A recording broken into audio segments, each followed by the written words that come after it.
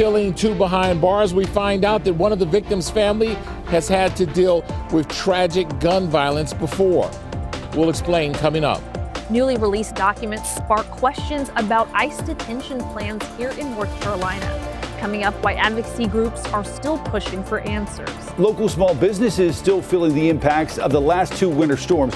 How you can help them after days of lost revenue. The kickoff for Super Bowl 60 is almost here. We will raise your weather IQ on the game's history of extreme weather. Those stories and much more live, local, and breaking news coming up at 7 a.m. on WCNC Plus.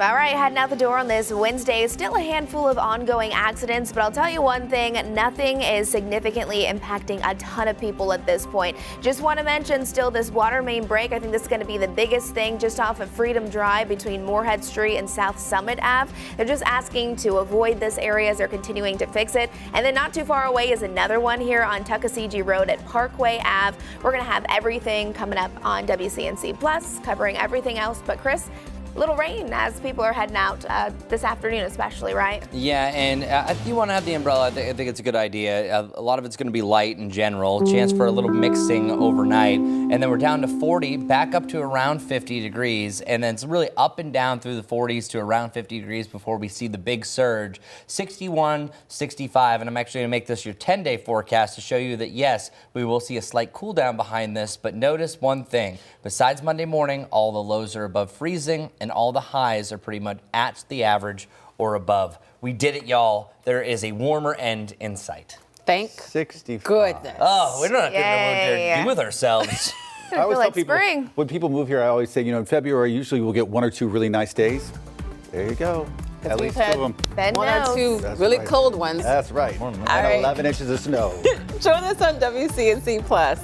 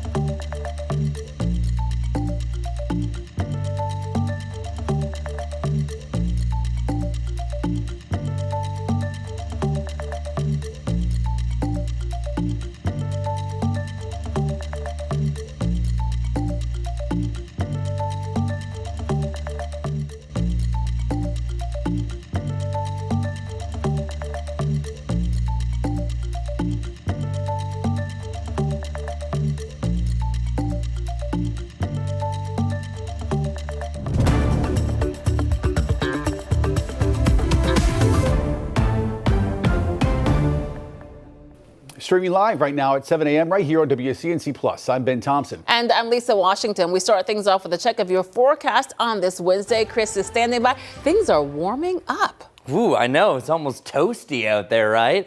Welcome to 21 hours above freezing. It sounds ridiculous, but we've been so cold recently, and also it's been so icy that this is now a big deal, because now over the next 3 hours, we're going to be embarking on a full day above that freezing mark. That's why we already have a lot of trickling gutters and drains, because all that snow is starting to melt away.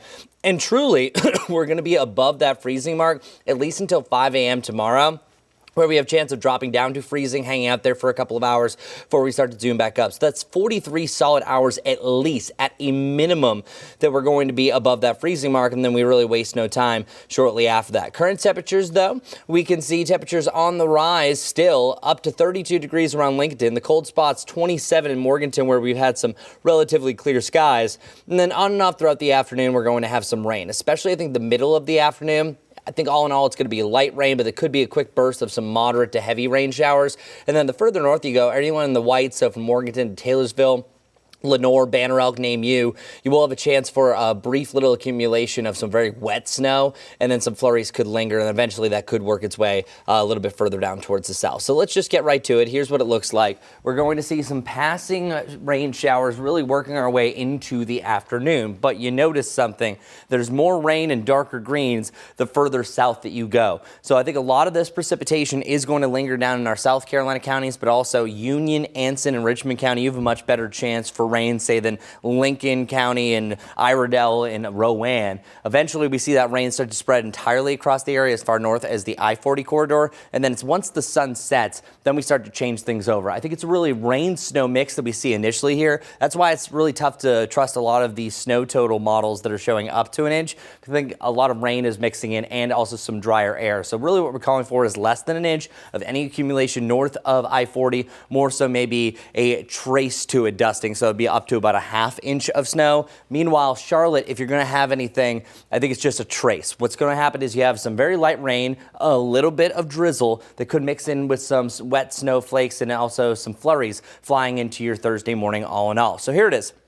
Our 5-day forecast, we do see a little fall down to 40 degrees. One thing about your Thursday is we're not going to dry up a lot of the rain with a lot of sunshine. The sunshine's really going to do us justice. Now, there'll be natural evaporation, but it's not like a sunny day. So that's going to linger some rain heading into your Friday. So Friday, we have a low of 25 degrees, and then after that, we have plenty of sunshine. I'm not really too worried about black ice because we're going to melt a lot and we're going to evaporate a lot. So that's going to be the big concern. So I'm letting you know if there's going to be any black ice issues, it'll be Friday morning, a deeper freeze, and at that point, there could be some more delays. So parents, letting you know if we do go back to school, it might be a 2-hour delay on Friday. And it's tough to forecast what they've done because there's times that I would have thought that CMS would have went back today, but clearly it's going to be more remote, one more day. And then it's just rain, nothing really too much to worry about after that. Right around 50 degrees heading into your Saturday. Saturday is actually my pick of the week. Sunshine, right around 50, that's great. A weak disturbance kicks us back down below freezing in the 40s on Sunday, and then boom, the 60s Monday and Tuesday, back to the normal and above all of next work week, finally. All right, so Majestic, last hour you had a car that was on fire, then it cleared. Now what's the status? Now we're just taking a look and seeing what's going on up in the mountains because things are pretty quiet around the Charlotte metro area right now. Noticing a little fog out there and some mist with, of course, that rain moving in later on today. So just make sure you're driving for the conditions. But of course, we're seeing a lot of that melting continuing even up there in the mountains. This is what I-77 looks like if you're gearing up to head out the door. Mile marker 6 out near Woodlawn. Not seeing any big issues. A couple of things we've been talking about, these 2 water main breaks are going to be out near Uptown. First one right here, they're just asking to avoid the area. Freedom Drive between West Moorhead Street and South Summit Ave. Another one really close to it. Tuckasegee Road at Parkway Ave. One other thing before I let you go is this active crash. It's ongoing right now. It's on Sugar Creek Road at David Cox Road. I am seeing delays coming in all directions. I'm going to see if we have a picture of this crash coming up in just a few minutes, and I'll give you another update here soon. Lisa. Majestic, thanks. We are following some breaking news in Richmond County this morning. Police tell us one person is dead after a shooting in East Rockingham. Right now, the details are limited. The sheriff says one person has been taken into custody and there is no threat to the public. An investigation is underway. Now to a breaking news update. This morning, we've learned one person was hurt in a crash involving a CMPD cruiser overnight. We got some footage from the scene along Statesville Road near Alexander Rana Road off of I-77. The incident happened right around 10 p.m. Our crew on scene says the cruiser was being towed away as they arrived. A branded box truck with damage to the storage area was all that remained. Right now, no word on exactly who was hurt. 19-year-old Brandon Morris Jr. remains in jail in connection to a double homicide in Concord. Morris faces murder charges for the death of 22-year-old Michael Overstreet and 19-year-old Kamari Blunt. WCNC Charlotte's Richard Devane is live this morning in Concord. Now, Richard, this is not the first time that Blunt's family has dealt with gun violence. Unfortunately, no, it's not, Lisa. Good morning to you. Good morning, Ben. Good Wednesday morning, folks, on the Plus. Basically, the family has dealt with the tragic loss of another son, also to gun violence. This as the suspect sits in the Cabarrus County Detention Center. This is the person we're talking about, 19-year-old Brandon Morris Jr., now behind bars on first-degree murder charges. He's accused in a quadruple shooting in Concord that left 22-year-old Michael Overstreet and 19-year-old Kamari Blunt dead. This all happening at the Brook Point Apartments Sunday on Farrington Drive here in Concord. Blunt was a senior at Monroe High School, and he was also preparing to graduate and expecting his first child in June. Tina Skikes Mosley, a community activist, has been supporting the Blunt family. She says that loss is devastating and will have lasting effects on the family. The family's grief is compounded by past tragedies. Blunt's 12-year-old brother, Messiah Barrino, shot and killed outside their home in December of 2024. Months earlier, that same family survived a drive-by shooting. That was captured on the family's Ring camera. Last year, we were able to speak to Danielle Blunt about that shooting that claimed the life of her son, Messiah, and the violence that she's been forced to endure. And we also spoke to Mosley about how tough it is for all of these families who are dealing with violence like this.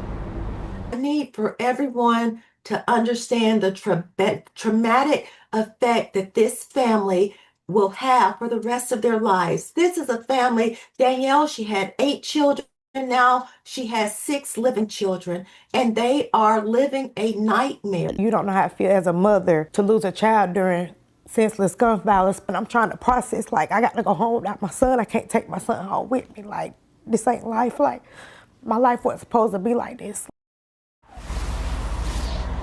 But unfortunately, she's having to deal with that loss. Now, Mosley says that this is time for police, authorities, everyone involved to have tougher laws for juveniles so it doesn't escalate to incidents like this.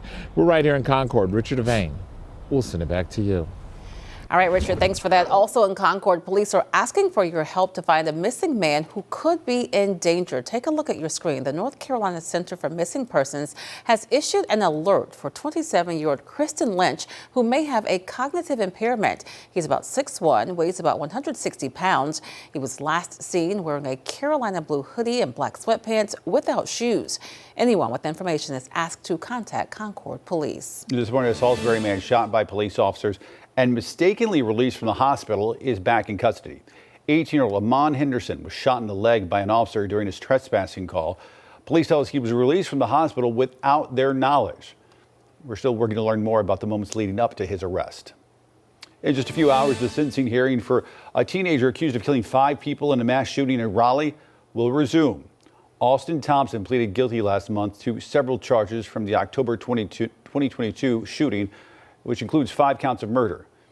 Coming up in our next half hour right here on WCNC Plus, we're going to hear some of the emotional testimony from the victims' family members. Some good news for CATS riders. The Gold Line is expected to return tomorrow. Transit officials say crews continue working to clear the tracks safely. As for now, all other CATS services are operating as normal, though some bus routes may still be on a snow detour. CATS is urging riders to be aware of slippery spots at bus stops and along the transit system. A reminder for Catch Writers, tonight's community meeting on the potential adoption of a new fare system has been postponed due to the lingering impacts from the weekend's winter storm. While the in-person meetings are on hold, writers can give their feedback anytime. To learn more, just check out this story on our WCNC Charlotte mobile app. A man convicted of attempting to assassinate Donald Trump is set to learn his sentence today. Find out what prosecutors want for him next.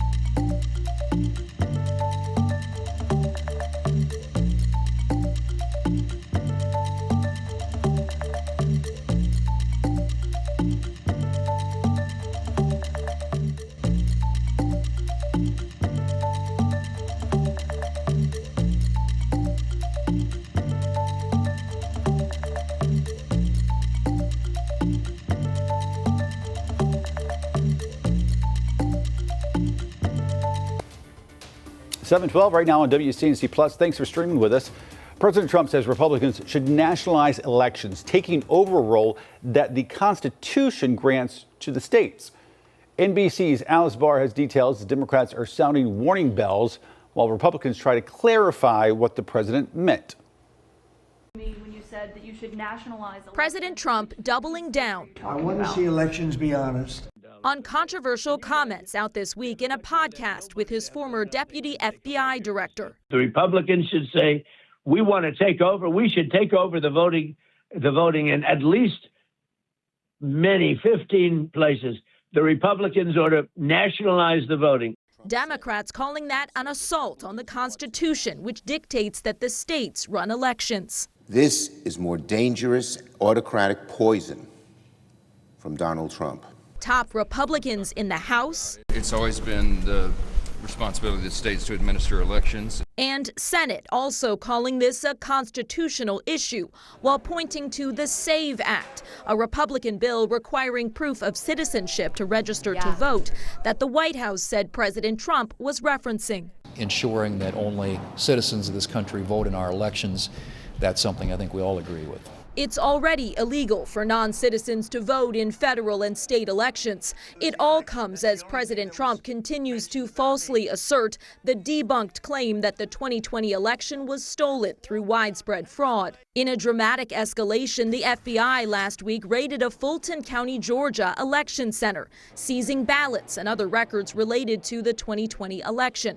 Director of National Intelligence Tulsi Gabbard observed the raid, and two sources say she facilitated President Trump speaking by phone directly to FBI agents involved in the search, sparking more outrage among Democrats as a senior administration official pointed to Gabbard's role in election security. The top Democrat on the Senate Intelligence Committee, Mark Warner, is calling on DNI Gabbard to testify before Congress while accusing the Trump administration of dismantling election protections from foreign and cyber threats.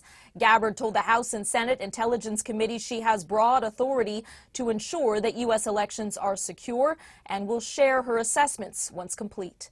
In Washington, Alice Barr, NBC News. The time is now 7:15. New York and New Jersey are taking legal action against the White House. The states are suing the Trump administration for withholding federal funding for the Hudson Tunnel project. The administration paused the money in October while it reviewed whether any diversity, equity, and inclusion policies were involved. Project leaders say work on the $16 billion effort stopped because the funding was cut off. The states argue the federal government is illegally holding money already approved and want the court to order its release. The man convicted of trying to assassinate President Trump is about to learn his sentence. Ryan Ruth is scheduled to go before a federal judge in Florida today. Prosecutors want him to receive a life sentence. Ruth is expected to ask the judge not to include a terrorism enhancement. He has an attorney now, but he represented himself during the trial.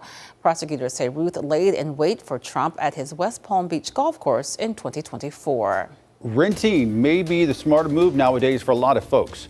A new study from Lending Tree found that home buyers in the U.S. are paying nearly 37% more than renters every single month. That difference is greater in some cities like San Francisco and New York City, where mortgages can run between $3,200 to $4,000 plus each month. Renting in those cities is close to $1,600 cheaper per month. On the other side of the spectrum, cities like Phoenix and Columbia have a small gap between rent and mortgage costs. New data shows higher income Americans and college-educated households have increased their spending much faster than everybody else in recent years. Lower income and rural families are facing higher inflation and seeing fewer gains. Economists say this split reflects what they call a K-shaped economy, where wealthier households drive most of the spending. The report also shows that the lowest income households have seen the smallest growth in inflation-adjusted spending since 2023. The world's biggest online neighborhood turns 22 today. We'll tell you the story behind its success next.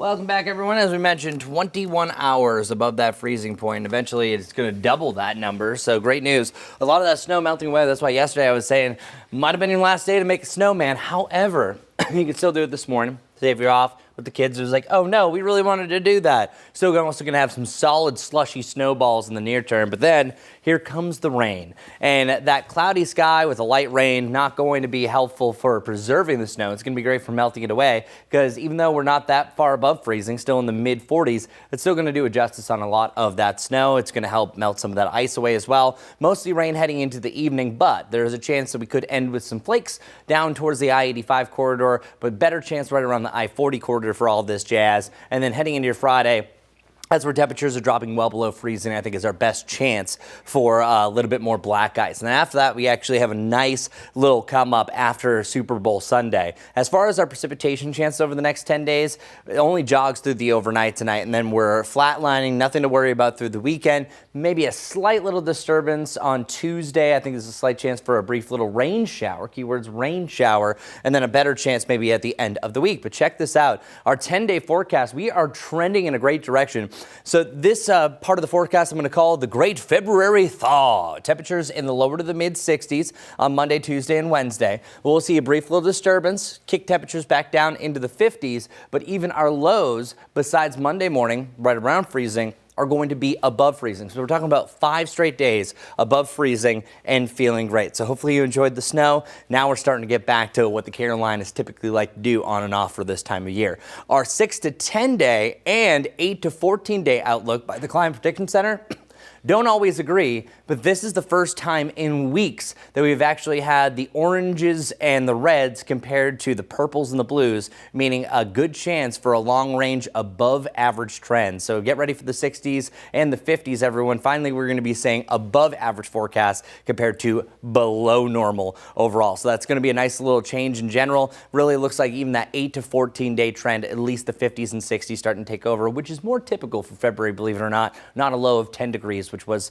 tying a record back on this past Monday. All right, Majestic, take it away. How's it looking so far? Good morning, everyone. It is busy out there. Here's a live camera look. This one's coming in from I-77 out near mile marker 8. That's Remount. Lots of people heading out, starting their morning. Thankfully, we haven't had any huge delays this morning, although still not perfect. Couple of newer accidents to let you know about, other than those 2 water main breaks that we've been talking about near Uptown. This is actually a crash. It's going to be Sugar Creek Road at David Cox Road. You can see it's right in the intersection right there, so I am seeing some delays basically in all directions. And then just to the east, this is another one just outside of 485, Harris Houston Road at Astoria Drive. More of a residential area, so not seeing major delays there either. Now, if you're coming in from Lake Norman, it's a little bit of a different story. We do have those delays inbound, outbound lanes from Cornelius to Huntersville. This is what we're used to as we are now nearing 7:30 this morning. It is congested, but the good news is we don't have any crashes there. And then if you're traveling in Gaston County I-85, those delays inbound lanes are starting to build as well. That's what I'm looking at for now. We'll have another check on those roads coming up soon, guys. Majestic, thanks. Now to more breaking news, this time in Northwest Charlotte, where medics says one person is seriously hurt after a shooting. It happened within the last half hour on Anthony Mark Moore Lane. That's a neighborhood behind Crossroads Community Church. Medics says that victim was taken to a nearby hospital. Right now, it is not clear what led up to that shooting. Today marks 22 years since the launch of social media giant Facebook. Creator Mark Zuckerberg was a Harvard University sophomore when he introduced the social networking site to some fellow students. What began as a campus-only website quickly expanded beyond colleges and then beyond expectations, burying early rivals like MySpace and Friendster. Facebook built its edge with its initial exclusivity and by connecting real-life relationships online. Now, more than 2 decades after its launch, the global networking powerhouse continues to show unprecedented power, currently reaching more than 2 billion users every day. Wow. Yeah. And the question is, are we better off because of it or not? And I don't think it's an answer any of us are going to answer right now, but I just think it's really cool. Yeah. Yes. Super nifty. a good way for people to stay connected. Yes, I think you just, and without having to intentionally call them all the time to see what's going on, you kind of get an idea of what's happening in their world. And I will say, there are people, you know, for good or bad, that you will connect with, you never would have thought of, at least for me. And I'm like, oh yeah, I remember that person. So back in 2005 when I got on this, just letting boy. you know, I was going to school in Melbourne, Florida, and another Chris Mulcahy from Melbourne, Australia messaged me. Wow. And I thought it was the coolest thing. That is cool. Yeah, I was just like, all right, Chris Mulcahy out should in have made Melbourne, friends with Australia. him. You could have been going on a trip to visit him. It was a mistake. We lost. I at that point I was afraid of the internet saying, "Who the heck is this?" But Chris Mulcahy from Australia, I wish you well. Right. All right, live pictures right now. This is looking towards Carowinds. Keep it right here on WCNC Plus.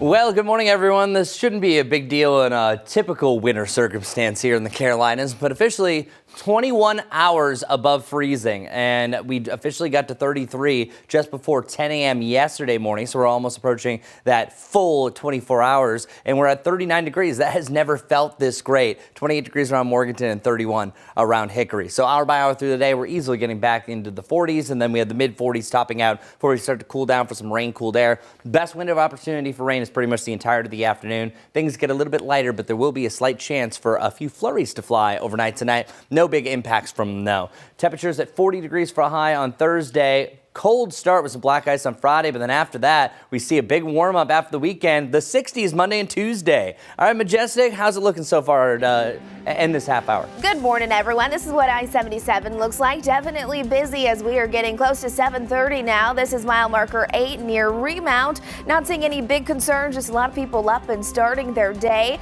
We are following this water main break. It's right near Uptown. It's on Freedom Drive between West Moorhead Street and South Summit Ave. Water is spreading all over the roads, but they're now saying that you can drive around the area. We'll have more details coming up on WCNC Plus.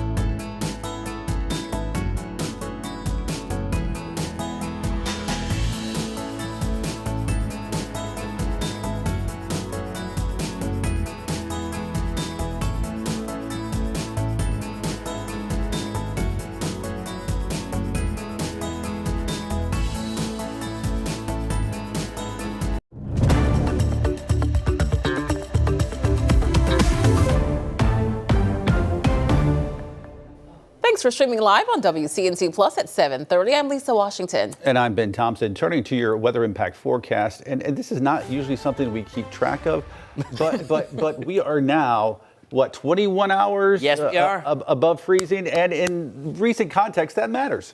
Yeah. And almost at 22. Officially, it was at 9:45 a.m. yesterday. I just rounded it up to 10 that we hit that 33-degree point, so above freezing. And at least until 5 a.m. tomorrow morning, we're going to be above that freezing mark. That's why it's not really a big deal as far as winter precipitation goes. Even if we do have any snow that mixes in suddenly, it'll be more like a white rain effect where it's not really going to have a major impact. We could have a brief drop down below freezing for a few hours before we start to zoom up. But 43 hours above freezing. I was comparing this almost moving something from your freezer to your refrigerator. You often do that, say if you froze a steak. It takes up to a couple of days for it to really start to thaw out. Well, we've pretty much actively been doing that, so that's going to be a nice little trend for us. As far as the rain goes, let's get right to it. I think the further south that you go, the more rain you're going to see. So it's mostly all rain for areas in the green, but still Statesville, Taylorsville, Morganton, Lenoir, Hickory, Banner Elk, over to Boone. You're going to be in the threat that you have a better chance for a little bit more snow to mix in on the back end of this system. So primarily in the evening. Charlotte, if you're going to see snow, I don't think it really is until after midnight. So that's one of the changes here. A little bit lighter precipitation at that point because most of the activity is further down towards the south. So let's roll tape. Here's what it looks like.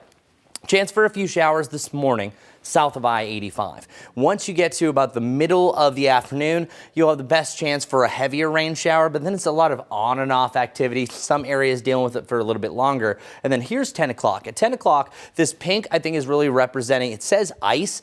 Temperatures at that freezing point, I think it's more of a rain-snow mix at that point. Seeing some all-snow environments just north of I-40. So if we're going to have any accumulations, it's going to be northern Iredell, Alexander County, parts of Burke and Caldwell County, and up to the mountains. You'll see on and off, maybe a dusting to a coating of snow. The flurry window really starts to open up around the Mooresville area over to Huntersville right around midnight, and it could work its way further down towards the south. So if the kids are going to school on time as they should, there's a chance that we maybe see a last flurry as the kids are waiting at the bus stop, and then by noon we're just cloudy and we're waiting for all this to get out of here. But truly, I think overall your Thursday is dealing with more of a cloudy environment, maybe a few rays of sunshine, but the temperatures are the big story about what the black ice is going to do. Temperatures dropping down below freezing, yeah, that will start to solidify things, but it's not super long. So I don't think the black ice issue is really going to be for your Thursday morning. It's more so the following morning. With a lack of sunshine for your Thursday, any leftover rain and that melted snow is going to refreeze. So we have more of a black ice threat for your Friday morning. Then after that, we're right around 50 degrees. If I were to pick my pick of the week, I know we're already on to day 3 if you started on Monday, or day 4 if you start your calendar on Sunday. But regardless, Saturday is my pick of the week. Sunshine, highs right around 50. And then next week, I can't decide. We'll see what this next weather system is going to do. But the temperatures are in the lower to the mid 60s. Monday, Tuesday, you can't see it on here, but Wednesday as well. So get ready for the big February thaw, as we're calling it. In the meantime, around 50 and below, but still some decent days heading into the weekend, and mix of cloud and sunshine for Super Bowl Sunday. All right. As I asked Majestic earlier, is it a super start to the day? And you kind of said, it's okay. Yeah, it's okay. It's only ever super early in the morning when there's nobody out on the roads. Now people are waking up and heading out the door. We don't have anything too majorly extreme, but of course we still have our fair share of smaller wrecks. This is I-77 still. Roads may be a little bit damp, very overcast. Make sure you are prepared to drive in some rain later on today. Now we are following this still. This is going to be a water main break. This has been ongoing. It's on Freedom Drive between West Moorhead Street and South Summit Ave. So water's continuing to spread across the road. I would say avoid the area. However, they are still letting some cars get through as they're continuing to work on those repairs. Another thing to know, this is going to be up north, up by Sugar Creek Road at David Cox Road. That there is a crash here and we have delays coming in all directions. Once we're heading up north, this is out by Lake Norman. Yikes, look at all of that red. That's stop and go traffic that's going to be inbound lane, so heading towards Charlotte from Cornelius to Huntersville. Just double checked, there's no current crashes, just a lot of people heading in the same direction, so make sure you plan enough time to get to where you need to be. Guys? All right, Majestic, thanks. Well, this morning we are learning new details about potential plans to build ICE detention centers right here in North Carolina. one near the coast and another in Greensboro. WCNC Charlotte's Destiny Richards is live this morning outside the Department of Homeland Security's office in Charlotte. So, Destiny, what do we know after going through these documents?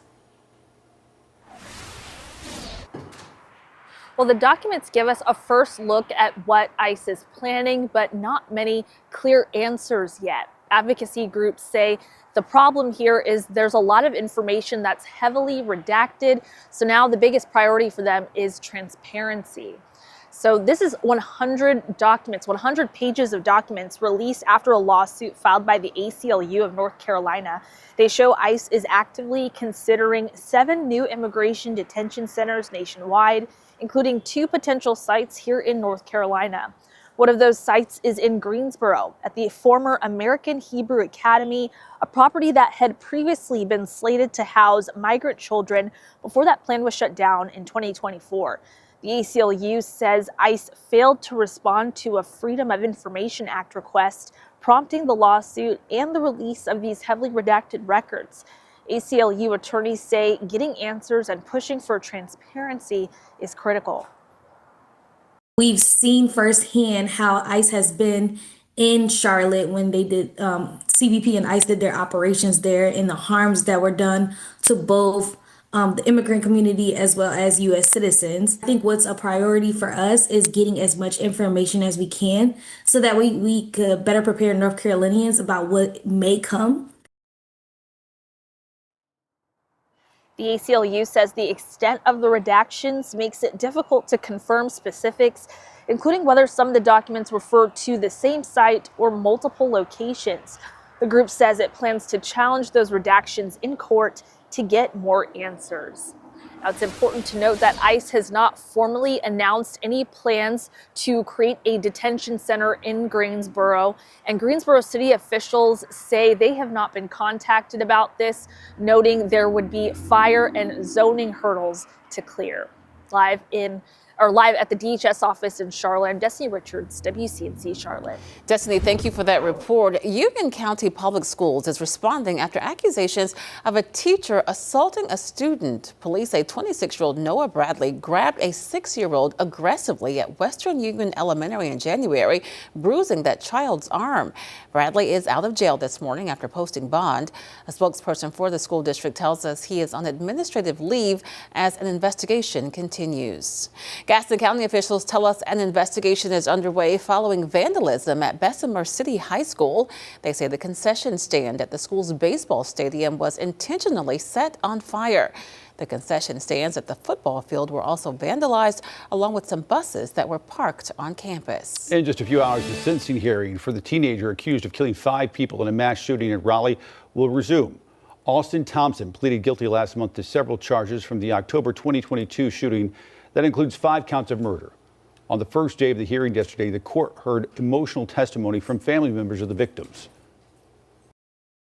I feel socially awkward now. I don't like to go anywhere.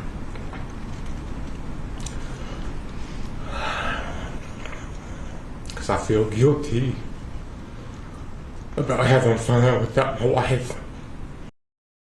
The hearing is expected to take multiple days before the judge decides Thompson's fate. NFL fans are counting down and gearing up for Super Bowl 60 in Santa Clara. Up next, we're going to check out how fans of all teams are enjoying the week leading up to the big game.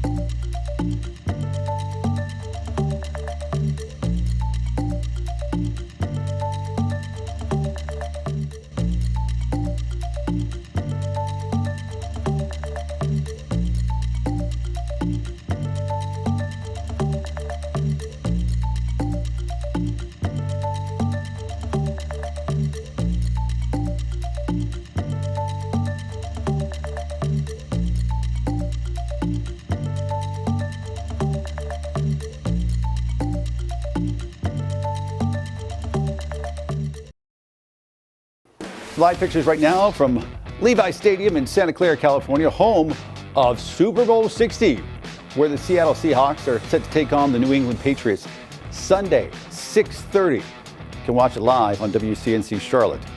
Well, the excitement continues to build ahead of it. The NFL fan experience opened there in San Francisco. Fans of all ages lining up around the block for a chance to see various exhibits, including all 59 Super Bowl rings and the actual Vince Lombardi trophy itself. Also photo opportunities, autographs, foam pits like that little kid just jumped into. Fans both locally and from out of town, around the world really, trying to take part in some of the fun. If you are a true fan, this is the time to do the autograph stand, just a fan experience. I love it for the kids. The kids have an amazing time. There's a lot of events, and seeing their players and seeing the tears and the joy of just having that upfront experience is amazing. Looks like fun. Fans say it's one of the highlights leading up to, of course, the game itself. All right, well, the Winter Olympics are almost here, 2 days from the opening ceremony in Milan. NBC's Mark Barger is there as part of our coverage and breaks down some of the numbers for Team USA as the athletes prepare to go for the gold. Oh, Vonnie's in the netting! But Lindsey Vonn is ready to put that knee injury from last Friday's crash behind her as one of 7 five-time Olympians here with Team USA. And I always do my best to make our country proud, and I hope I can do that. 231 other athletes will also have that chance, the biggest winter contingent ever for Team USA. Come on! Rookies make up more than half the squad, 134 in all, including Ilya Malinin, the two-time world champ and gold medal favorite in men's figure skating. We're all here to support each other, and we all have each other's back when we need it. Bobsledder Alana Myers-Taylor is among 16 team members who have won multiple medals. She's also one of 26 parents. I want them to see their mom going after her dreams and going through all challenges, all obstacles, and just going after it anyways. Overall, 32 states and the District of Columbia have sent athletes here to Milan. Colorado has the most with 30, Minnesota's next with 24, and California has 19. NHL stars are back on Olympic ice for the first time since 2014. Brothers Brady and Matthew Tkachuk are among 4 sets of Team USA siblings. So are Quinn Hughes and brother Jack. So proud of him. For snowboarder Nick Baumgartner, repping the U.S. for a 5th time is the ultimate. Yeah! You will not see me without something that says where I'm from. That's as Team USA makes itself at home in Italy. Mark Barger, NBC News, Milan. The 2026 Westminster Kennel Club Dog Show, America's oldest continuously held dog show, was once again staged in New York City at Madison Square Garden Tuesday night. Congrats to Penny the Doberman for being named Best in Show. She topped nearly 2,500 dogs across 7 groups and more than 200 breeds. Penny is the 42nd female and the 5th Doberman to win that prize. 2 weekends of extreme weather has made an impact on small businesses. We hear from some local small business owners coming up next.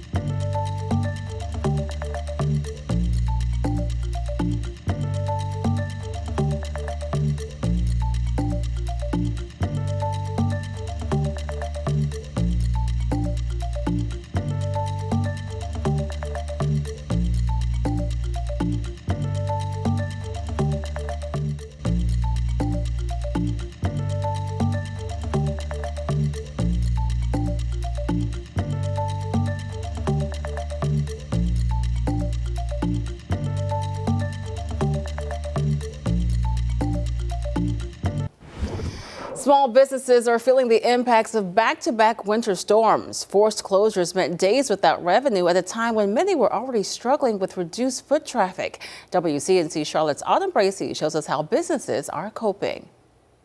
Well, business owners we spoke to on Main Street here in Gastonia say the loss of business has made things financially tough. It's like a slap in the face 2 times.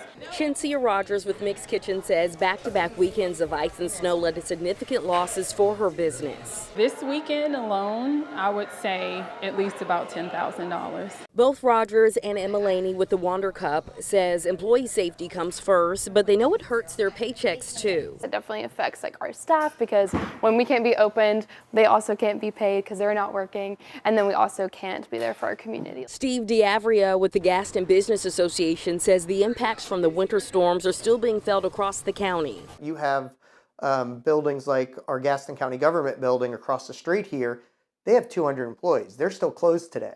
So even though the restaurant's open, the coffee shop's open, a number of their customers are still not coming in. The Gaston Business Association says even if you don't feel safe going out while snow and ice remain, you are still able to help. You can purchase gift cards to provide immediate relief to these businesses. In Gastonia, Autumn Bracey, WCNC Charlotte. Thanks a lot, Autumn. Well, you know that up to the north, they're dealing with a lot more problems than we are because of some of that heavier snow, especially as the sun starts to get to it.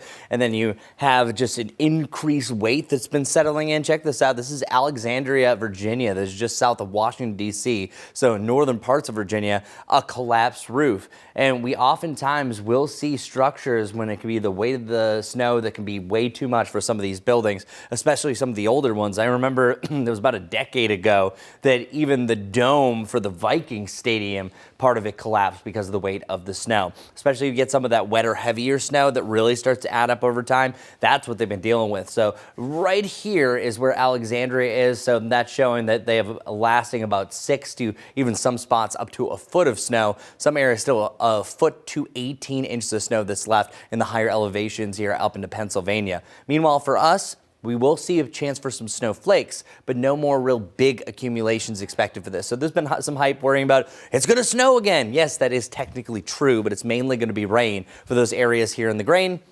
But if you do live from Taylorsville through Lenore and Morganton, I am calling for maybe a light accumulation.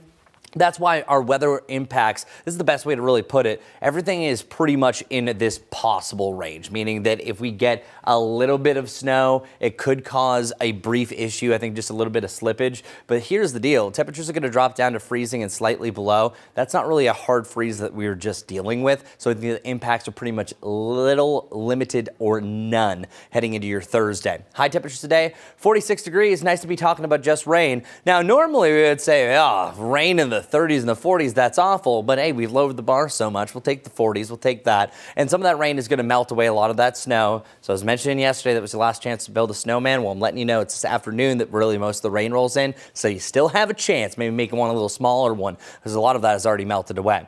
Showing you your surface map, I want to race right to the point that we're starting to see snow. It's after the sun sets, we see that north of I-40, but what I've done here, and I know it looks really complicated, see these orange arrows? Those are above freezing temperatures and above freezing wind. This right here, the blue, is the below freezing temperatures. So it's at this point right around 10 o'clock that we're starting to see more freezing air, starting to change everything over to snow. So anywhere between 6 and 10 is where we start to see that. Then moisture starts to become fleeting and it becomes more of a drier environment. But we really don't have those freezing temperatures until about 2 to 8 o'clock in the morning for around the Charlotte area. So it could be a very wet snow, but it's not really going to be a big impact for here. Slight chance that we might have a little drizzle and even what we call snizzle, a little snow drizzle lightly coming down. So snowflakes are possible for your Thursday morning. Bigger impacts is going to be on your Friday. Friday is where we drop down to 25 degrees. So anything we don't evaporate could turn over to some black ice. And then the back end of this system, we have the 60s Monday, Tuesday,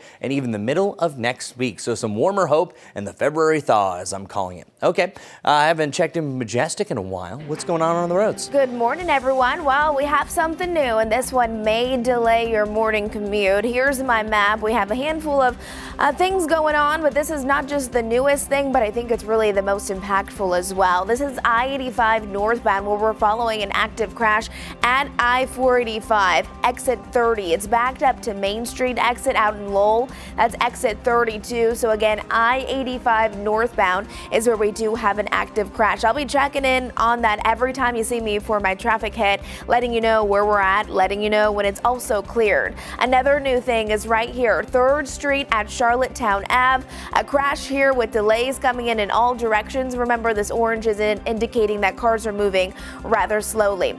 Now, once we zoom out, I wanted to show you what I-77 looks like if you're coming in from York County. Our stop and go kind of typical slow morning commute is what you can expect northbound, but southbound not too bad. As we're looking up by the lake, I mean, this is just really a lot of congestion, especially out towards Huntersville. I did double check to make sure there wasn't anything particularly going on, and there's not. There's just a lot of people all heading in the same direction, so make sure you have plenty of time to get to where you need to be and take it easy. We'll have another check on those roads coming up soon. Majestic, thanks. Today in Black History, Tony Dungy became the first black head coach to win a Super Bowl, leading the Indianapolis Colts to victory in Super Bowl 41 in 2007. His win broke a long-standing barrier in the NFL and became a defining moment in both sports and black history. The very next year, Mike Tomlin followed in his footsteps, becoming the second black head coach to win a Super Bowl with the Pittsburgh Steelers.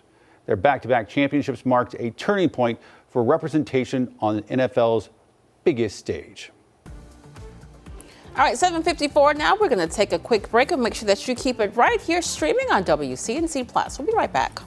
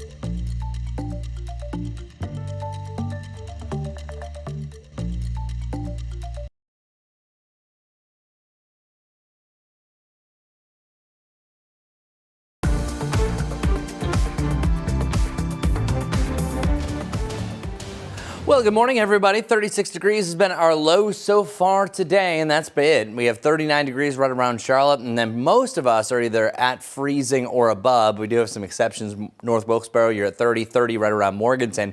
Now let's talk about the rainy weather. This is actually not bad news. We're going to melt a lot away of that snow, and then 46 degrees.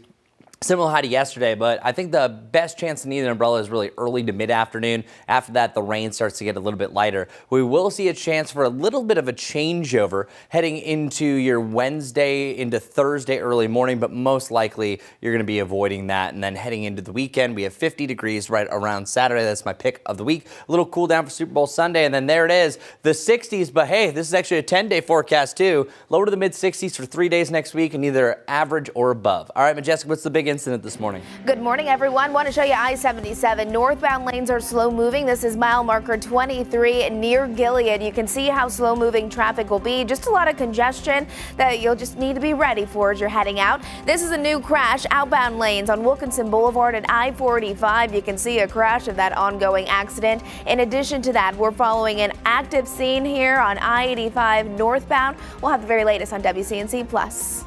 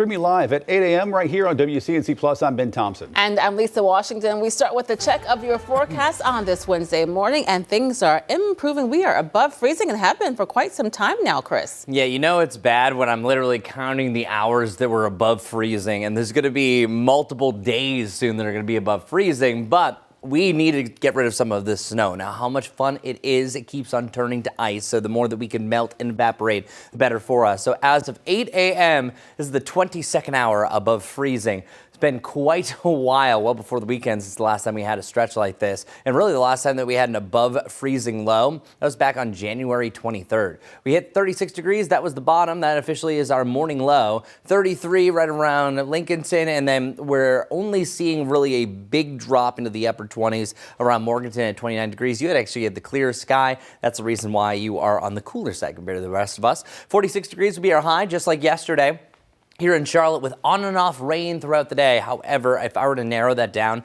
I think it's mainly going to be the afternoon hours that most of the rain is going to fall. We are seeing some active rain right here in really Chesterfield over to Anson and Richmond County. Very, very light status so far. Not a lot of rain has been reported. So I think it's really going to be Chester.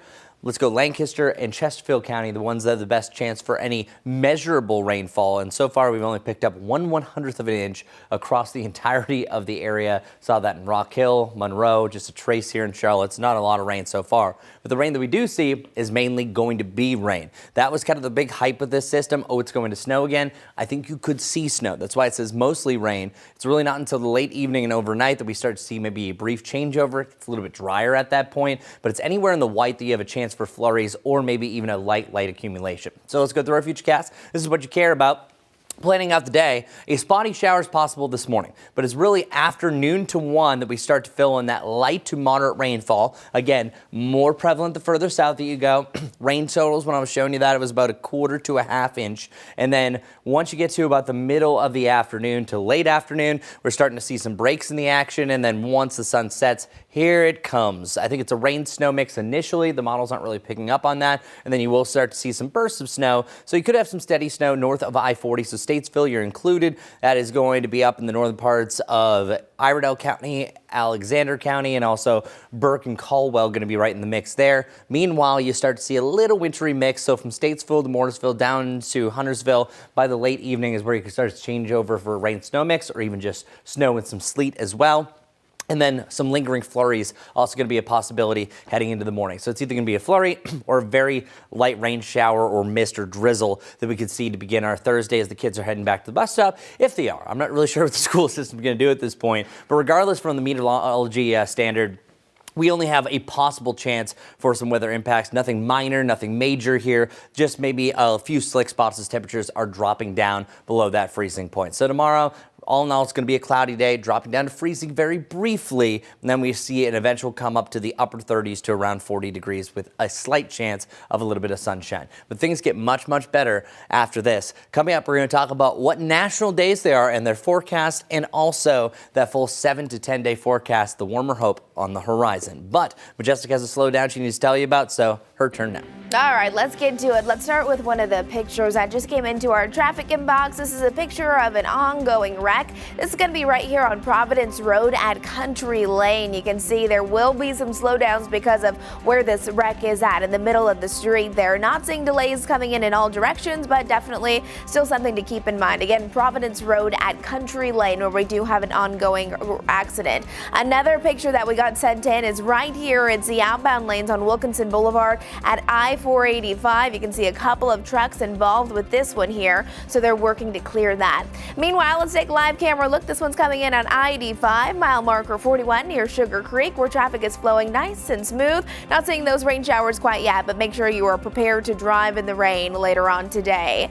Road conditions, we do have an active crash on I-85. This is out in Gaston County. You can see all of the red. We have the combination of our typical morning commute travel plus this crash here on the northbound lanes at I-485. So really between exits 22, that's out in Lowell, and exit 30, you may encounter some delays, but I'm not seeing anything that's closed at this point. Lisa. Majestic things approaching 8:05, and we're following some breaking news in Richmond County this morning. Police tell us one person is dead after a shooting in East Rockingham. Right now, there are not a lot of details. The sheriff says one person has been taken into custody and there is no threat to the public. An investigation is underway. Now to breaking news in Northwest Charlotte, where medics says one person is seriously hurt after a shooting. It happened around 7 this morning on Anthony Mark Moore Lane. That's in a neighborhood behind Crossroads Community Church. Medics says that victim was taken to a nearby hospital. Right now, it's not clear what led up to that shooting. 8:05 right now. An update this morning. We've learned one person was hurt in a crash involving a CMPD cruiser overnight. We've got some video from that scene along Statesville Road near Alexander Road off of I-77. The incident happened right around 10 p.m. Our crew on scene says the cruiser was being towed away as they arrived. A box truck with damage to the storage area, all that remained. Right now, still no word on exactly who was hurt. 8:06, and right now 19-year-old Brandon Morris Jr. remains behind bars in jail this morning in connection to a double homicide in Concord. Morris faces murder charges for the death of 22-year-old Michael Overstreet and 19-year-old Kamari Blunt. WCNC Charlotte's Richard Devane joins us live in Concord this morning. And Richard, this is not the first time that one of the victims' families has had to deal with gun violence. Yeah, that is correct, Lisa. Good morning to you. Good morning, Ben. Good Wednesday morning, folks watching us on the Plus. That family, the Blunt family, has dealt with tragic loss in a shooting of another child who also died. That mother beyond grief today, as the suspect will be in court within a little over an hour on murder charges. Now, this is the person we're talking about. 19-year-old Brandon Morris Jr., now behind bars on first-degree murder charges, accused in a quadruple shooting in Concord that left 22-year-old Michael Overstreet and 19-year-old Kamari Blunt dead. This all happened at the Brook Point Apartments Sunday night on Farrington Drive. Blunt, a senior at Monroe High School, was preparing to graduate. He was also expecting his first child in June. Tina Sykes-Mosley, a community advocate, has been supporting the Blunt family. She says the loss is devastating and will have lasting effects. The family's grief is compounded by past tragedy. Blunt's 12-year-old brother, Messiah Barrio, was shot and killed outside their home. This in December of 2024. Months earlier, the family survived a drive-by shooting that was captured on their Ring camera. Last year, we spoke to Danielle Blunt about the shooting of Messiah and all the violence that she and her family has had to endure. I need for everyone to understand the traumatic effect that this family will have for the rest of their lives. This is a family, Danielle, she had 8 children. Now she has 6 living children, and they are living a nightmare. You don't know how it feels as a mother to lose a child during senseless gun violence, but I'm trying to process, like, I got to go home without my son. I can't take my son home with me. Like, this ain't life. Like, my life wasn't supposed to be like this. Yeah, she's forced to bury yet another son. Now, we can tell you the suspect will be in court today as scheduled for 9:30 arraignment. We'll be there as well and have details. As far as Ms. Sykes-Mosley, she says the most important thing to gain out of all of this is that juveniles need to get tougher sentences before it escalates to things like this. We're right here in Concord. Richard Devane, we'll send it back to you. Richard, thanks. Some good news for CATS riders. The Gold Line is expected to return tomorrow. Transit officials say crews continue working to clear the tracks safely. As for now, all other CATS services are operating as normal, though some bus routes may still be on a snow detour. CATS is urging riders to be aware of slippery spots at bus stops and along the transit system. And a reminder for CATS riders, tonight's community meeting on the potential adoption of a new fare system has been postponed due to the lingering impacts from the weekend storm. While those in-person meetings are on hold, riders can give their feedback anytime. To learn more, just check out this story on our WCNC Charlotte mobile app. This morning, NCDOT says the 485 express lanes are expected to open in just a few weeks. The tentative date is February 28th. They're going to stretch about 18 miles from I-77 to Independence Boulevard. If you plan on using them, toll rates are going to be determined by vehicle length, time of day, and day of the week. As we had a break, here's an exclusive shopping deal for our viewers. Hey everybody, here at ShopTVDeals.com, we love bringing you products that we personally not only tested, but love ourselves. And I'm telling you, I love this device right here. I think it's a genius product, partly because it's so easy to use. It is the Static Tire Hero, and a wireless air pump basically. But look at these pictures. You know exactly what you can do with it because it shows you little photos. A car tire, motorcycle tire, bicycle, or even a basketball. So right here, take a look at this tire. This is actually a little low on pressure, should be at 32. It's actually at 27.6, but hit this one button after you connect it. You put the Tire Hero to work, and in a few minutes, this tire will be ready to go. And let's face it, when your tire is fully at pressure it needs to be, you get better gas mileage and it's safer for you and your entire family. But like I said, the genius of this product, it doesn't stop at the tire. Like I mentioned, it also, because of these attachments, handles sports balls as well. Maybe the beach ball you're taking out to the pool or to the beach, basketball, football, whatever you have, it works wonders all across the board. And even better, as a bonus, it'll charge your cell phone in a pinch and also has a flashlight. Genius product and a jack of all trades. And on top of that, 20% discount. All this is yours, $55.99. Scan that QR code or go to ShopTVDeals.com.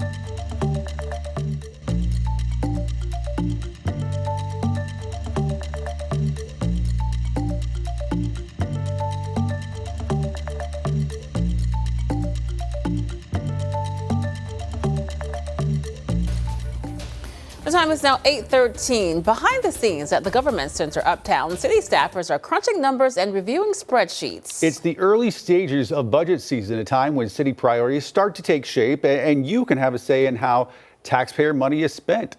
Joining us live right now is Chris Thaxton. He is the City of Charlotte lead strategy and budget analyst. Chris, thanks for coming on. We appreciate it. Hey, thanks for having me. Excited to so, start the day with you. So lay it out for us. Budgets can be complicated, but we're lucky to have you talking to us about it. We know City Council, they usually vote on this, usually in June or something. That's usually when we cover, we do stories on it. But people don't realize now is the time that this budget starts to take shape behind the scenes. Can you explain what all goes into creating the city budget? Yeah, certainly. City budget's with a 2-year lens, so work on this year's budget really started about 1.5 years ago. We do this to make sure we set ourselves up for success, so anything that we do next year is getting us off on a sound footing for the following year. Each fall, we start to meet with departments, get an idea of what the needs are going to be, compare that with our projections of our revenues so we can see what exactly we'll be able to invest in. But like you said, with all that in mind, the budget is really City Council's. So they have an annual strategy session at the start of each year. This wonderful weather we've been having caused some hiccups in that scheduling, but it should be happening in the next couple of weeks. And then over the next few months, they'll continue to meet with us and with the public on some more specific topics they'd like to see us address in the budget. So, Chris, we know that balancing a budget at home, it can be quite difficult for some, but that's very different than balancing a budget for an entire city, especially a large city like Charlotte. So what are some of the biggest differences? I mean, we don't have strategy sessions, at least most people probably don't, when they're talking about their budget at home. Yeah, in a few basic ways it's similar. You know, we have a limited amount of money and we try to do as much as we can with it. By state law, we have to be structurally balanced, which means we can't overspend this year in hopes that we get more money next year. So it's another way our revenues have to be greater than our expenses that it takes to operate the city every year. But the biggest difference, most people are probably aware of this, is just the size. The city's general fund, which pays for all the core services we see on the street every day, is almost $950 million this year. And that supports over 20 departments, almost 6,000 employees. So there's a lot of competing priorities for council to consider each year in the budget. And another thing people may not realize, the city has limited revenue sources. So if there's an unexpected need, like a snowstorm in the middle of a year, we're trying to figure out how to deal with that using a budget that we set half a year ago. So the work on the budget doesn't stop when council adopts it. We continue to refine things and figure out how to live within our means throughout the year. $950 million, that's a lot of money. Just really quick, how does that compare to the budget from the previous years? Is that about the same? Is it slightly more or less? Yeah, it's slightly more. So the city's revenues grow as the city grows. When we get new investments, new people moving into the city, we get a bit more money that we can invest back into the city. Usually about 2 to 4%, just depends on the economy and other things. So how does the city and how does city council prioritize their goals, and how exactly do they choose what gets money, what doesn't get money? Yeah, so that annual strategy session I mentioned, that plays a really big part in that. Again, they set a set of strategic priorities, and that's the framework for everything the city does for the next year, budget included. Then City Council has a budget and governance committee.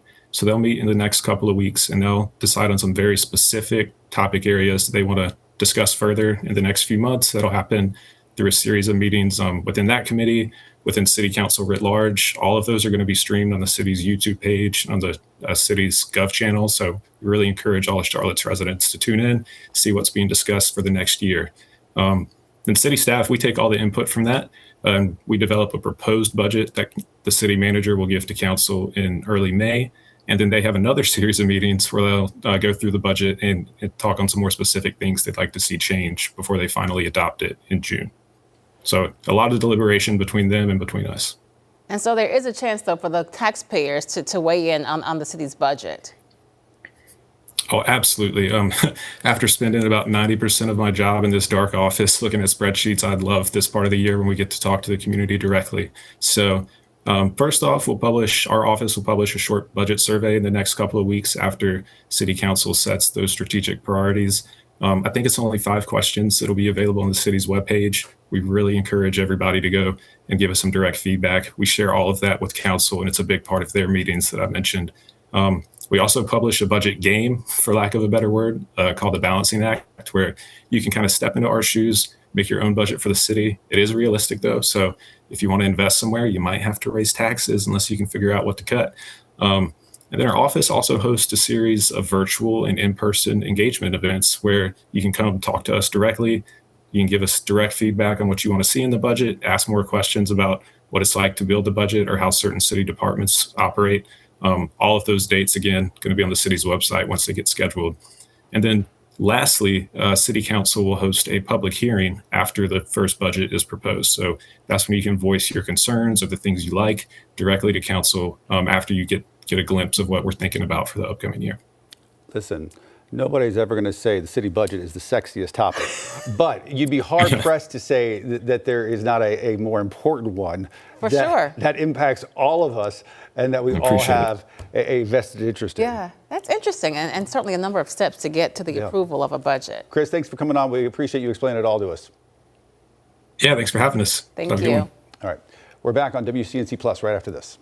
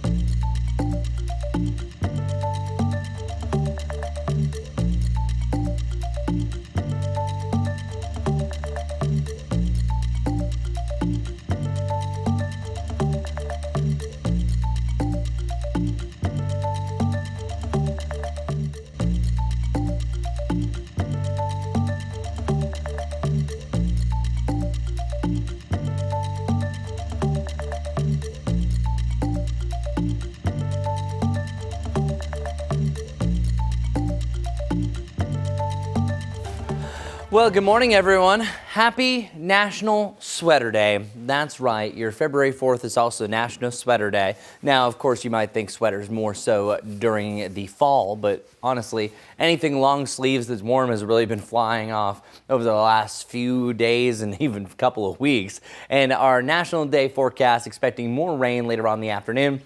Still sweater-worthy. I think a little bit more light rain jacket appropriate with temperatures in the mid-40s. But letting you know, our sweater weather window, that was tough to say, our sweater weather window, there we go, is starting to close, though, a little bit later on by the back end of the forecast. But, of course, it could open back up because it's still early on in February. Other national days today, well, for one, it's Rosa Parks' birthday, so happy birthday, Rosa Parks. It's also National Girls and Women in Sports Day, National Homemade Soup Day, so that's a super day, and then also National Thank a Mail Carrier Day, so shout out to my mail carrier, Brent. We appreciate you. You've been with us pretty much the 7 years we lived at our house.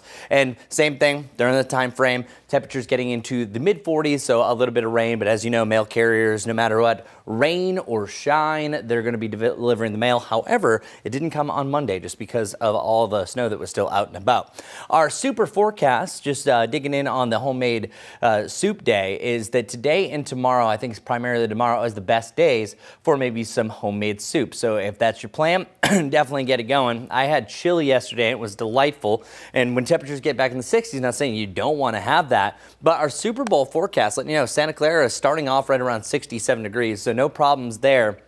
Don't have to worry about any problems tailgating over the actual game. Meanwhile, for us, it's going to be up and down temperature-wise, but once we get past this next chance for precipitation, we have 50 degrees on Saturday. That's my pick of the weekend and my pick of the week. A little bit cooler as the front slides in, bringing us back below freezing with a mix of cloud and sunshine, and 45 on Sunday. So if you're doing anything last-minute shopping for the Super Bowl, not a big problem in the weather category. Jerry Hunt Supercenter 7-day forecast after the Super Bowl. Woo, look at this. We're around freezing to kick off your Monday, but then 61, 65, and I want to show you more greatness. Right around 65 again on Wednesday. There's a slight chance that we have a little disturbance here on Tuesday and Wednesday, but our average high right now, 54. We're going to be right around that on Thursday and Friday with another chance for rain to end the week, but a much warmer horizon. I like the second half better. The snow was great, though, while it lasted. All right, let's see if our morning commute is still okay. I know you had a lot of incidents pop up recently. Yeah, let's get another check at that because we still have an ongoing wreck, multiple of them actually, but I wanted to show you this pretty cool live camera shot. This is I-77 mile marker 12 out near LaSalle. Starting to see a lot of that snow continue to melt. Some of those roads may be a little damp, but you'll probably notice today that road conditions are much better already this morning compared to the last few mornings. This is an ongoing accident. We got this picture into our traffic inbox. This is on Providence Road at Country Lane. The car is right out there in the middle of the streets. There will be some delays there in that intersection. Another one still not clear involving two trucks. It's going to be the outbound lanes on Wilkinson Boulevard at I-485. If you are out in Gaston County and you typically take I-85 inbound, that's where we do have a crash at I-85 to I-485 between exits 22 and 30. There is a bit of a backup there, but it does look better than just about 10 minutes ago, so likely that is clearing. We're going to take a quick break right here on WCNC Plus. Keep it here.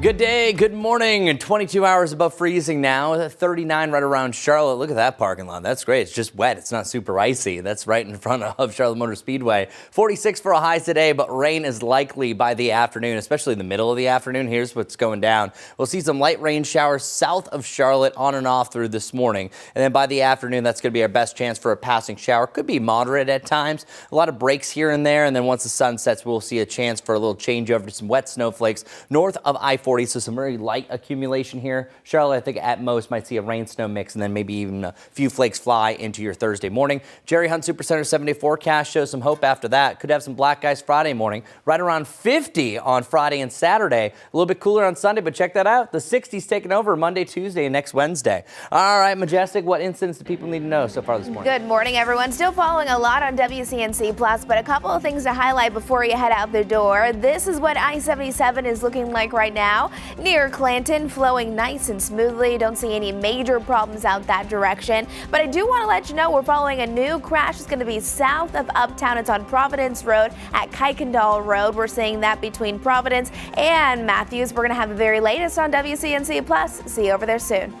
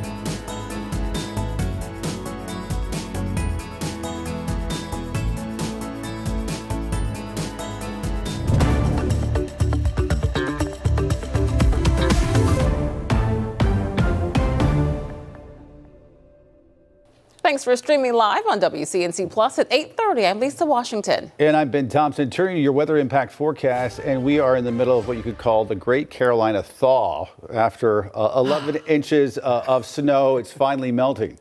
And we have a bunch of things working for us, Ben. Officially, it's 22 hours above freezing. And I know it sounds ridiculous that we're counting this, but we just had a low of 10 degrees. 14 degrees below that, 11 inches of snow. We were below freezing for the better part of about 60 hours. So yeah, we've had a lot of ice. So the rain that we're going to have today is going to melt some of that snow away and ice. Being above freezing for up to 43 hours, that's going to be helpful. Now we will see a little bit of snow further off towards the north, but we are transitioning to a much warmer forecast. You got to note, the average for this time in February, by the way, in Charlotte is a high of 54 and a low of 33. So we should be trending towards a warmer direction overall. Here's your high today, 46 degrees, so that's still 8 degrees below the mark.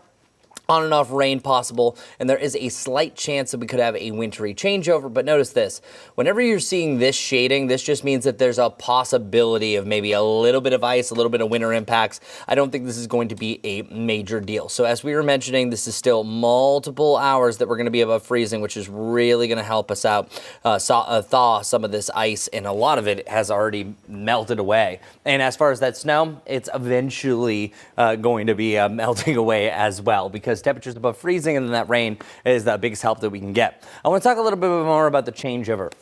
Yes, the Charlotte area does have a chance for snow, but that's not the major part of this. We're seeing mainly rain.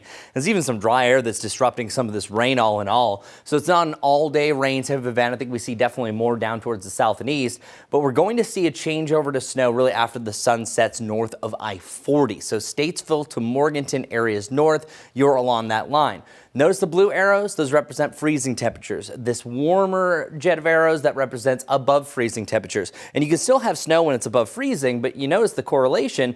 It's that colder air that doesn't really arrive to change things fully over to a snowy event until about 2 to 4 a.m. Well, guess what? At that point, we don't have a lot of moisture. The system's already kind of moved off towards the east. So you might have a few of these flurries that are flying, a little burst of snow. I think at most is, if I'm talking about a busted forecast, what I'm saying is we have a 1/10 of an inch of accumulation, but that mainly is going to fall as almost white rain. That's going to be a possibility heading into your Thursday morning. I think there's a chance that some flurries could fly to start off the day.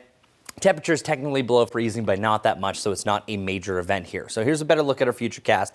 Number one, step one, we have spotty showers that increase to more scattered to widespread south of I-85 early to mid-afternoon. That's where we're seeing some of the heavier rain. Then it starts to break up. We'll have on and off rain, potentially a rain-snow mix right here between Hickory and Morganton by about 6 o'clock. Close to about 9 to 10.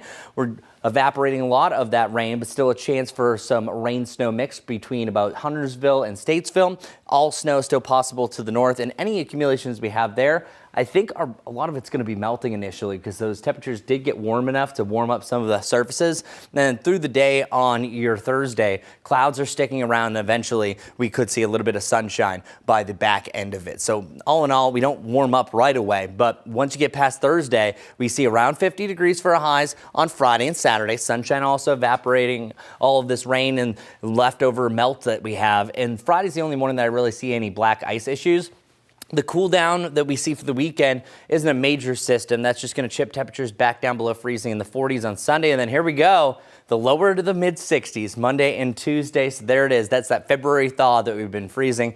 And I think a lot of people are excited to distance themselves from that freezing for a little bit. But hey, it's still February. There's going to be a lot of ups and downs. We constantly will see a revisit back to those freezing temperatures and snow chances. But at least we do have some warmer hope in the near term over the next 7 to 10 days. All right, let's see what's happening if you're leaving the house in the next 7 to 10 minutes. What could impact you on the roads? Good morning, everyone. Well, this is what it's going to look like up on I-77 near Catawba River Bridge. You can see those roads are going to be a little bit damp, but we don't have that rain moving in quite yet. Be ready to drive in rain later today, though. This is going to be one of our newer crashes. It's near 485 between Providence and Matthews at Kuykendall Road in Providence. That's where we do have some delays there coming in all directions. Just to the north, still on Providence Road again. It looks like it's on Independence, but it's actually on Providence at South Windover Road. But speaking of Independence, very slow moving traffic if you're heading inbound, but we're kind of used to that. This is typical, no current accidents on Independence. Just south of Uptown, this on 3rd Street at Charlottetown Ave. That's where we do have another delay that's causing all directions to be delayed because the car is still in the middle of the street. And then here at Wilkinson Boulevard at Tuckasegee Road, there is a crash there with red showing up on my map indicating stop and go traffic. That's a few things for you to know right now. We'll have another update coming up soon. Majestic, thanks. We're following some breaking news in Richmond County this morning. Police tell us one person is dead after a shooting in East Rockingham. Right now, details are limited. The sheriff says one person has been taken into custody and there is no threat to the public. An investigation is underway. And more breaking news, this in Northwest Charlotte, where medics says one person is seriously hurt after a shooting. It happened around 7 this morning on Anthony Mark Moore Lane. That's in a neighborhood behind Crossroads Community Church. Medics says that victim was taken to a nearby hospital. It's not clear what led up to that shooting. Well, this morning, we're learning new details about potential plans to build ICE detention centers here in North Carolina, one near the coast and another in Greensboro. WCNC Charlotte's Destiny Richards is live outside the Department of Homeland Security office in Charlotte this morning. So, Destiny, what do we know after going through these documents? Yeah, these documents don't really reveal much. They show what ICE may be considering, but there aren't many clear answers yet. And advocacy groups say the problem is a lot of the information included is heavily redacted, so now transparency is the biggest priority for them. Now, nearly 100 documents were released after a lawsuit filed by the ACLU of North Carolina. They show ICE is actively considering 7 new immigration detention centers nationwide, including 2 potential sites here in North Carolina. One of those sites is in Greensboro at the former American Hebrew Academy, a property that had previously been slated to house migrant children before that plan was shut down. The ACLU says ICE failed to respond to a Freedom of Information Act request, prompting the lawsuit and the release of these heavily redacted records. ACLU attorneys say getting answers and pushing for transparency is critical. We've seen firsthand how ICE has been in Charlotte when they did, CBP and ICE did their operations there, and the harms that were done to both the immigrant community as well as U.S. citizens. I think what's a priority for us is getting as much information as we can so that we could better prepare North Carolinians about what may come. The ACLU says the extent of the redactions makes it difficult to confirm specifics, including whether some of the documents refer to the same site or multiple locations. The group says it plans to challenge those redactions in court to get more answers. And ICE has not formally announced any plans to have a detention center at the Greensboro site. And the city of Greensboro, officials there say they haven't been contacted as there would be fire and zoning hurdles to clear first. Live this morning at the DHS office in Charlotte, I'm Destiny Richards, WCNC Charlotte. Union County Public Schools responding after accusations of a teacher assaulting a student. Police say 26-year-old Noah Bradley grabbed a 6-year-old aggressively at Western Union Elementary in January, bruising the student's arm. Bradley is out of jail this morning after posting bond. A spokesperson for the school district tells us he is on administrative leave as an investigation continues. Gaston County officials tell us an investigation is underway following vandalism at Bessemer City High School. They say the concession stand at the school's baseball stadium was intentionally set on fire. The concession stand at the football fields were also vandalized along with buses parked on campus. South Carolina's measles outbreak continues to grow. Tuesday, health officials confirmed 29 new cases, including one in Sumter County. That brings the statewide total to 876 cases. Health officials will hold a media briefing today to discuss the update. They warn that if more people don't get vaccinated, measles could continue spreading. Making sure that everyone who is around that person who is eligible to be vaccinated to vaccinate, because that really is our best way to prevent the spread of measles. Right now, more than 350 people are in quarantine. If you are experiencing symptoms, you should call your healthcare provider and stay home.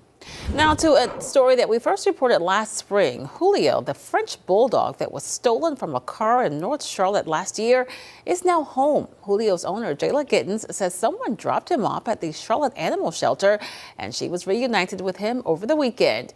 Gittens shared these pictures with us, saying Julio has lost a lot of weight, but will be okay with lots of love and careful refeeding.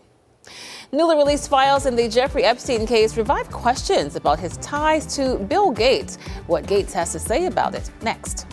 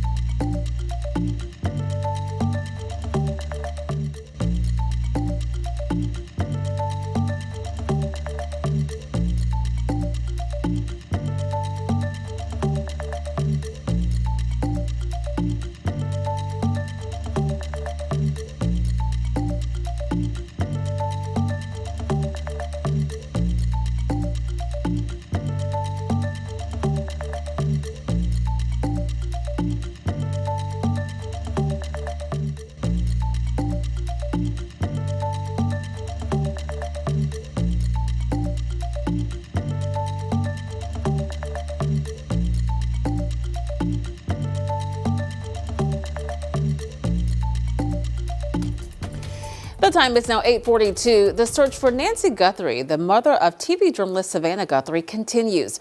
Authorities believe the 84-year-old was abducted from her home, and so far they have little answers as to where she may be. Maribel Gonzalez is in Tucson, Arizona with the latest in the massive search. This isn't somebody who wandered off. Taken from her home in the middle of the night against her will. That is what Pima County Sheriff Chris Nanos believes happened to Nancy Guthrie, the mother of Today anchor Savannah Guthrie.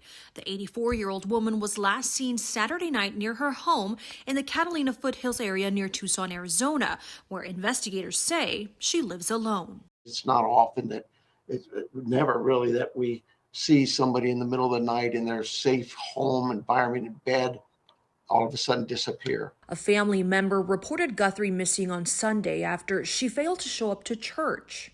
Homicide detectives were dispatched to the Guthrie home where they found what they call concerning evidence.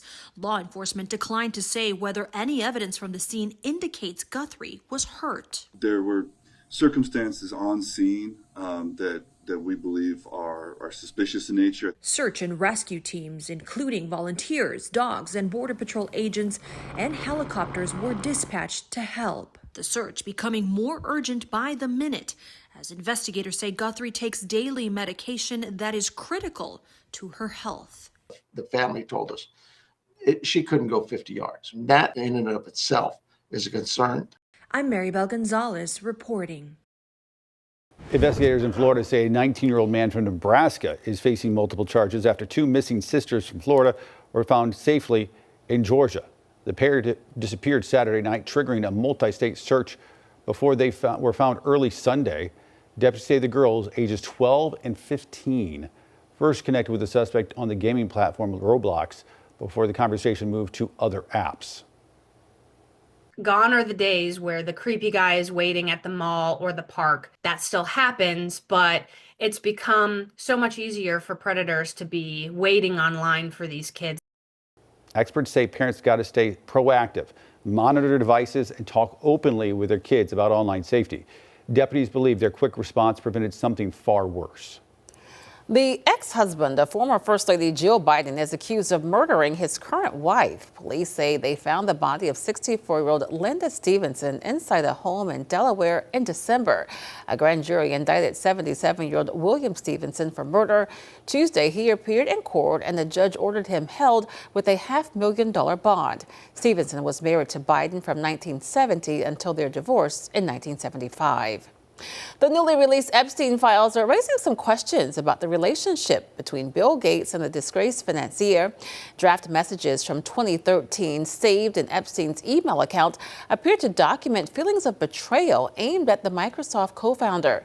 The American billionaire Gates recently apologized and expressed remorse for ever spending time with Epstein. I met Jeffrey in 2011. The focus was always he knew a lot of very rich people, and he was saying he could get them to give money to global health. You know, in retrospect, that was a dead end, and I was foolish to spend time with him. I was one of many people who regret ever knowing him. The drafts also mentioned business deals, the idea of Gates having concerns about a sexually transmitted disease, and soured business ventures. Gates has not been accused of any wrongdoings in connection to Jeffrey Epstein. We're officially halfway done with our big thaw after that historic snowstorm. This is hour 22 of 43 that we're going to be above freezing and only be a short-lived event below that freezing mark. But still, this is going to melt a lot of snow away. And then we also have some warmer rain, even though it's still in the 40s, that's going to melt it further. Coming up, we're going to talk not just about the now over the next few days, but I'm going to go 14 days out, showing you where things are trending in that warmer home.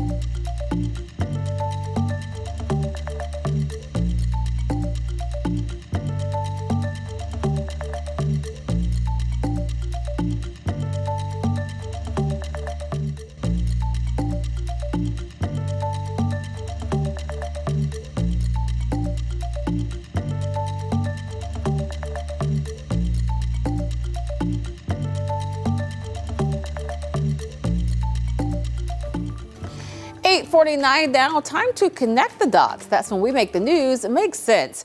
This week marks the start of Black History Month. It's a designation with roots right here in North Carolina.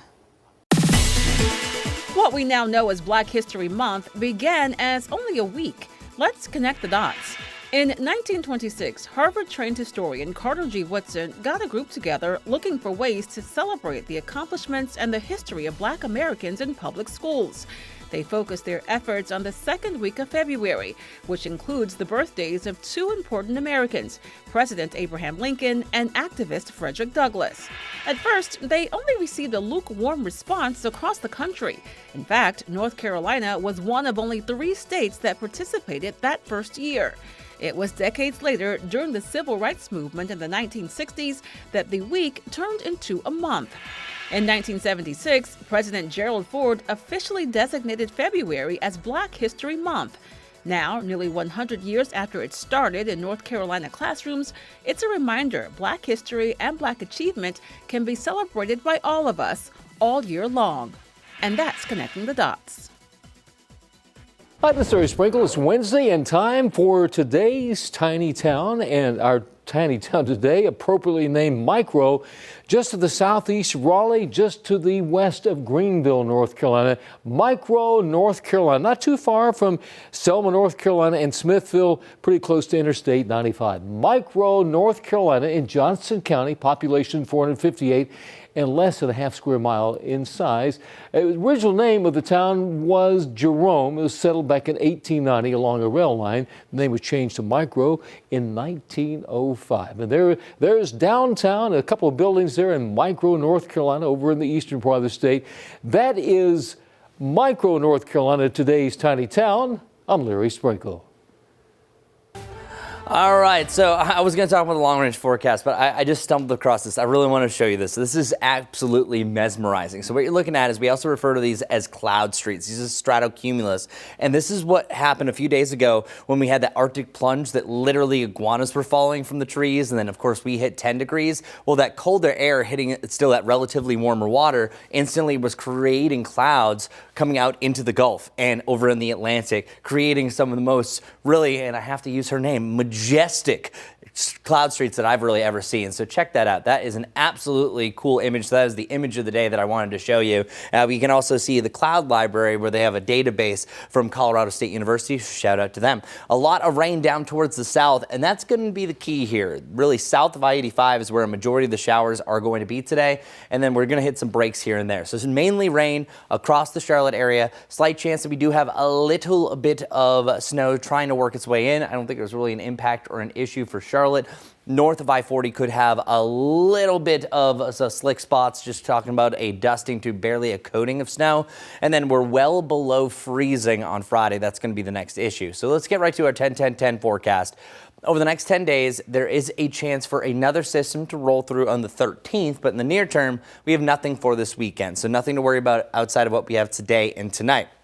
Meanwhile, over the next 5 days, we have the tale of two different forecasts here. For one, the next 5 days, 50 degrees or below, so pretty much 40 to 50. And then once you get to Monday, all 5 days for your work week are really at or around the average in the mid-50s to even the mid-60s. So what a nice little bump up. So from 40 to 50, talking about 55 to around 65. That's going to be nice. That's also going to keep our lows above freezing. I think that we have a near freezing low on Monday, but then after that, we don't look back. Pretty much 5 straight mornings at least that are going to be above that freezing mark. And here's the good news. It's not just the next 10 days. Our 6 to 10 day outlook, showing you that second half, some warmer air, but it looks like it's going to continue to dig in for day 8 to 14. So the 2-week forecast, and these are pretty good judgments about our temperature trend and patterns. So get ready for some warmer air for February. So after a historically cold start, we're making up for lost time. A lot more 60s should be taking over through the middle part of the month. All right, there it is.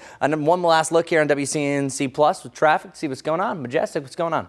Good morning, everyone. Let's take a look right here. This is one of those crashes that I've been following. A picture of it, still not completely cleared. It's right here on Providence Road at Country Lane. It's right in the middle of the street, so delays are likely. Just a few minutes, though. Not seeing any lanes that are really blocked from that. Just kind of moving around, trying to navigate around that crash. This is still ongoing as well out near Providence. It's on Providence and Kuykendall Road. It's between Providence and Matthews. Seeing a lot of yellow right around this area, so likely just kind of slow moving conditions.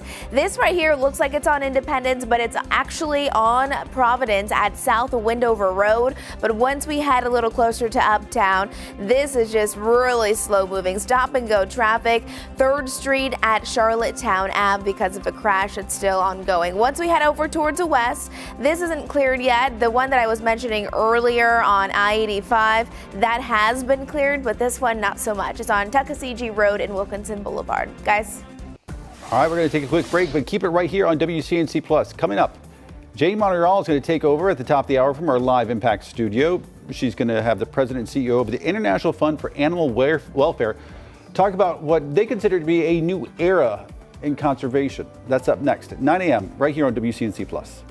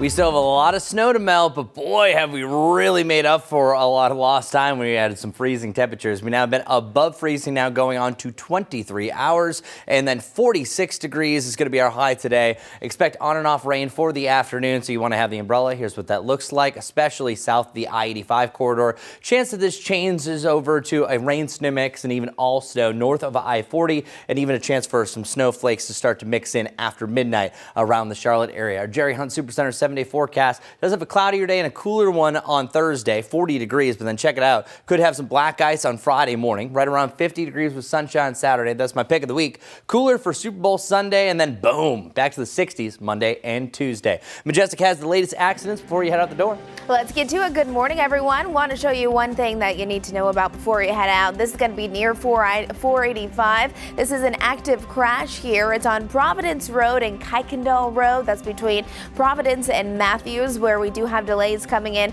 from all directions. Another thing to keep in mind is a water main break. We've been following this all morning long. It's near Uptown. It's on Freedom Drive between West Moorhead Street and South Summit Ave. Make sure you allow for plenty of time to get to where you need to be. Have a great day.